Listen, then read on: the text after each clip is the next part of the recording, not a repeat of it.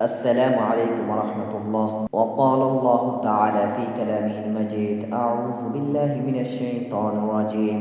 أو كصيب من السماء فيه ظلمات ورعد وبرق يجعلون أصابعهم في آذانهم من الصواعق حذر الموت والله محيط بالكافرين.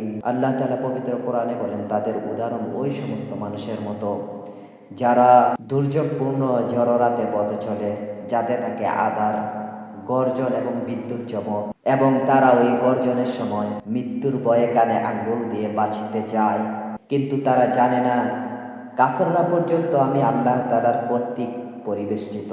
সমস্ত মাখলুকাত, কাফের বেঈমান মুশরিকরা পর্যন্ত আমি আল্লাহ তাআলার আয়ত্তের মধ্যে। আমি যখন যাকে ইচ্ছা মৃত্যু দিতে পারি, সে কখনো মৃত্যু থেকে বাঁচতে পারবে না। তো আল্লাহ তাআলা আমাদেরকে সতর্ক করছে। আল্লাহ তাআলা আমাদেরকে আল্লাহ তাআলার ইবাদত বন্দেগীর মাধ্যমে নিজের জীবনটাকে গড়ার তৌফিক দান করুক। আমিন।